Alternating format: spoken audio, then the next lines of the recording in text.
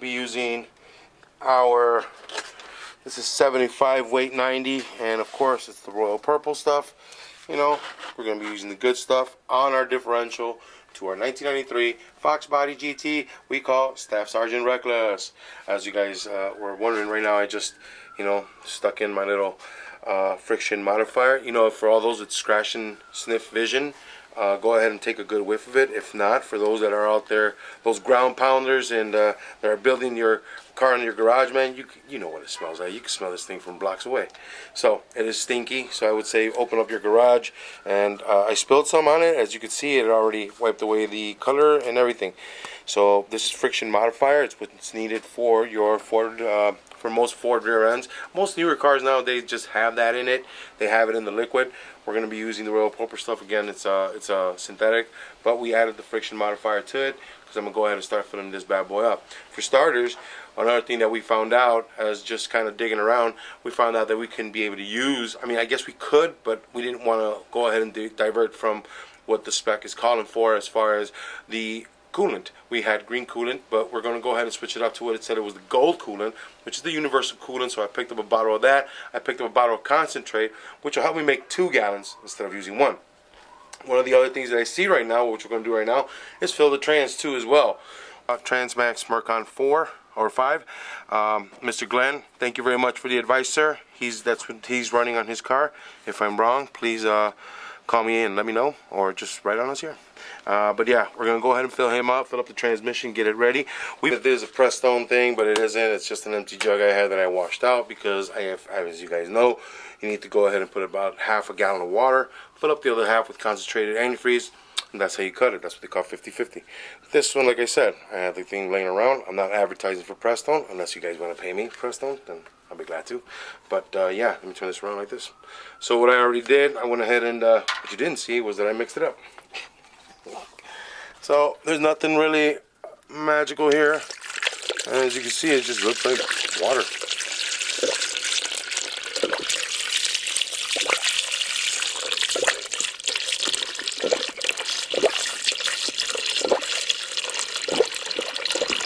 So I made sure that all my clamps are clamped on, so we shouldn't get any leaks from the antifreeze. But again, that's yet to be remain and see. So cross your fingers, guys. This little funnel that I got here, this thing right here, man, I'm not gonna lie to you. It's been one of the best $30 investments that I've had. Unless you live in Chicago, then it's $130. Thanks to Lori Lightfoot tax and Joe Biden tax. But you know what, man? It's one of the greatest inventions I've had because it works out to a T. It does, you know, like when you think that your radiator is not working properly, when you think that you're still overheating and all that stuff, it could be just a simple air pocket inside your system. And this thing right here, it does wonders, man. Let me tell you. It'll get you out of some tough binds. So far, so good. I see no leaks. That means the heads are not cracked. A lot of times, a lot of people think that putting full concentrate in your car is a good idea. You know, I've been around the mechanic biz for a while, and I've seen that the concentrate is not a really good idea because a lot of times it becomes like a gel, and what it does actually, it starts to plug up certain pores, and it actually it can carry an electrical current because don't forget your engine is grounded and this is moving friction, so when it's concentrated it tends to erode some of the lines. Anybody out there that may think otherwise or knows other than that, please comment, put it down there. I may be wrong, man, but I know that that's what they had told me before. That's why it's not a good idea to always use full concentrate.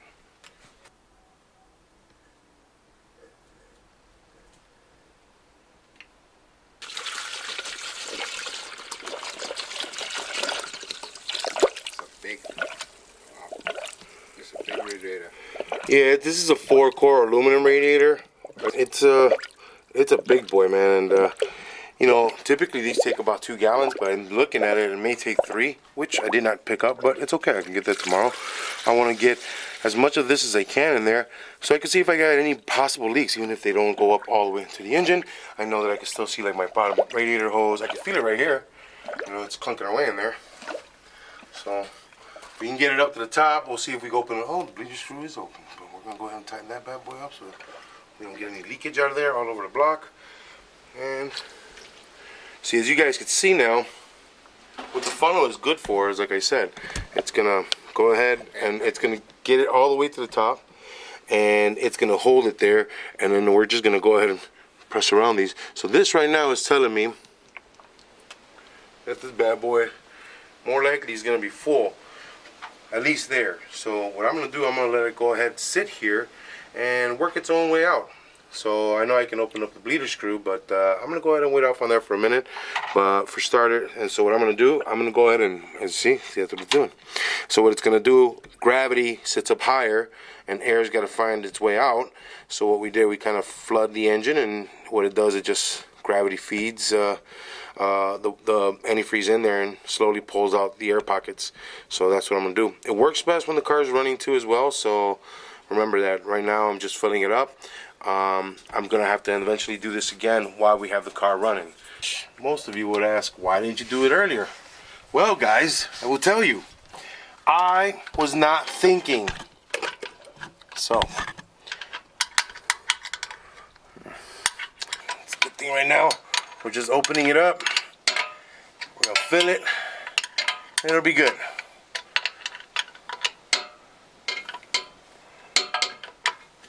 Then we'll go battle the back. Teflon grease.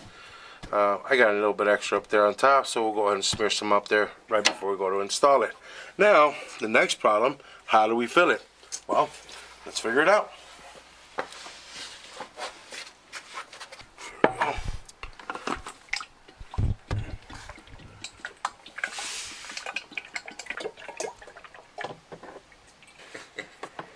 Alright, so yeah, see, it looks like it's going to work out for me, at least from this perspective. So who'd have thunk it, $11 little pump.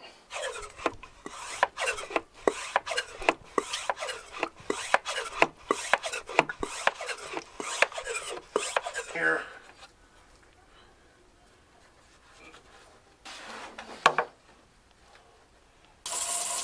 As you guys can see, now it's filled because it's coming back out. So I will put this to the side and I will get my cork ready. Perfect. And that is how you know your transmission is filled. So the next time, it's only one part right here. It says fill right on the side. You know, and so what we're going to do, this guy's already set up. So what we're going to do from here, we're going to go ahead and move to the back and see if we're going to need our little pump here to get it done. It's still percolating a little bit, but just to show you what the bleeder screw is for, now that he's fighting to get that last bit of air, so what I'm going to do, I'm just going to crack it open. I got it loosened up, so as you guys can see, I already did my drill. I gave it a thread and I put this guy in. So there's a video online they can watch. You guys go to the video online, you'll see what we did.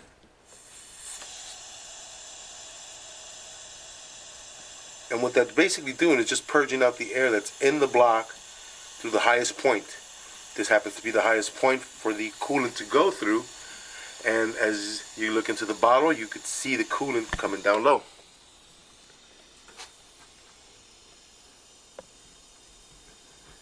And it's going to go all the way in. And just like I expected, I'm going to need to go ahead and get more coolant. So I was expecting about 2 gallons worth of coolant here, but it looks like it's going to take about 2.5, maybe 2 3/4. I put in 3 quarts of trans fluid into my transmission, which is what's exactly what I got for it. The other thing that I'm going to end up doing, I'm going to end up putting in here another 2 quarts of oil, because due to the specifications of the illuminator for this Gen 2 Coyote, it takes 10 quarts of oil and not 7.85. So we're going to go ahead and add 2 more quarts to it, since I only did 8 on it. And you know, we always go a little over because we have to compensate for what's going to go into the oil filter, you know, and then, you know, what's ever going to stay on top. So what we're going to do, we're going to put in 2 more quarts. There we go. Make sure we get all the fluids in this bad boy. Put in 8 the first time, so just adding 2 more, keeping up with the specifications set to me. So, and you know what, even if I do go over it, I can always go underneath and just drain some out. But that's what it said, and that's what I'm doing. I did check the dipstick and I did not register, so I will do that after. Let's get back to the rear end. Let's finish that one up so I know that all my fluids are pretty much done and we can go ahead and start this bad boy thing. That polish I gave to it really worked out. Most differentials take about 2 quarts of diff fluid. I'm going to go ahead and add that to this guy too. As you guys can see, typically most fill ports are at the halfway mark, which will be right here. So you could tell when it's full, it'll do the same thing like the trans did. It'll spill out a little bit due to the design of this cover from Ford Motor Racing. And put it at the very top. But our drain port is, yeah, this is the GT 500 cover. And you can see the port down here is for the drain. So we're going to go ahead and loosen this up. There we go. It's got some Loctite on there. So I'm going to leave that up there. Let's see. It's very awkward. That stuff is the Loctite. And we're probably towards the end because now I can get it out with my fingers because it was really tight in there. There it is. Now, whoops, differential. So that's pretty cool. So let's go ahead and see what we can do to fill this bad boy up. As you can see, I already cleaned it out. So I already got that out the way. So I don't have any more trans fluid in there. Really wouldn't hurt. Oh, close this guy.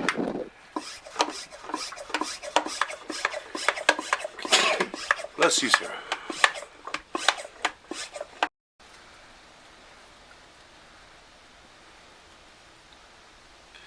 So it is coming out. That's the good part. You see. Yep, there it is. See, so royal purple, ladies and gentlemen, the best. And I'm spilling it. I'm gonna go out. It's coming out with some force, man. You know, like when we did the motor oil, it was just a little too thick, I would say. And it was giving me a hard time, you know.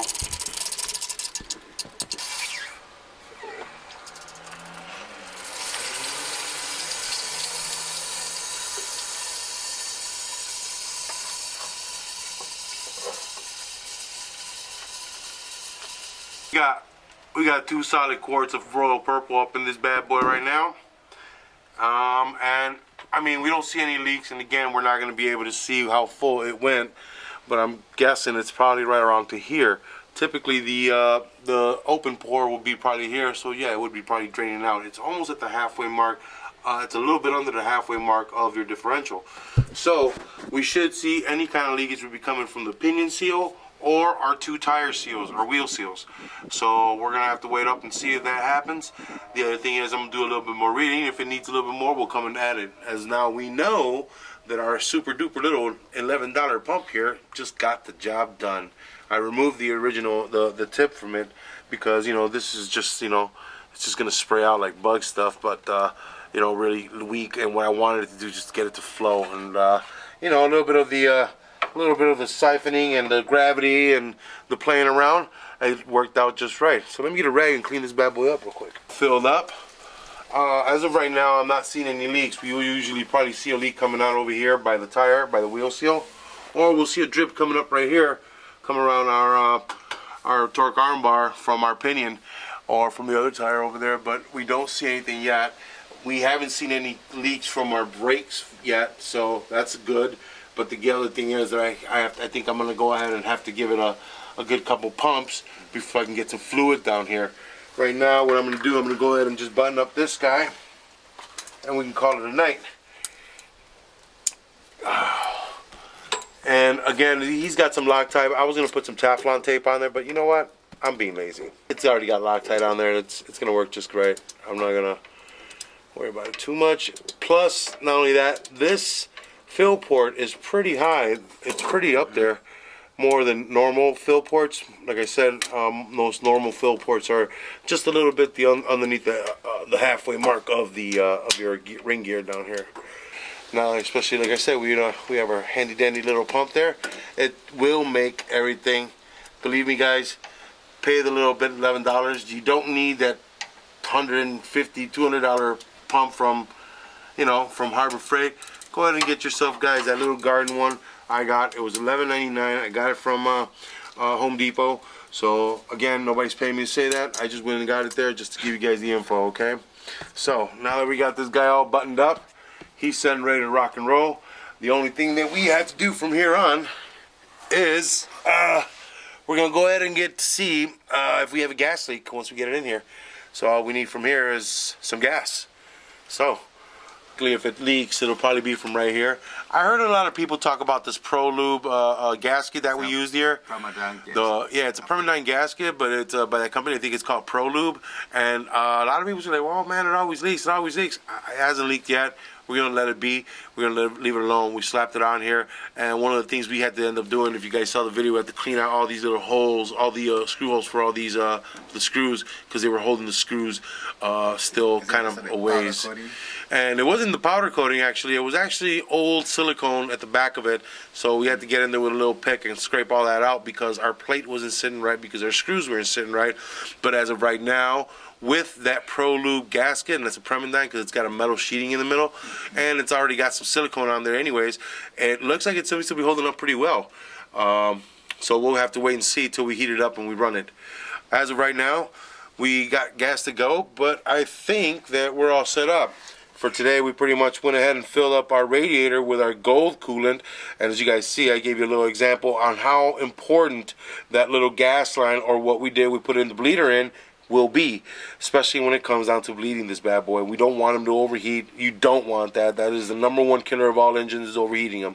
So we went ahead and took care of that. We got some gold coolant in them. We're going to go ahead and have to fill up some more. We filled up our transmission with our Castro Mercon 5 ready set up. Thanks, Glenn, for the invite, for the advice.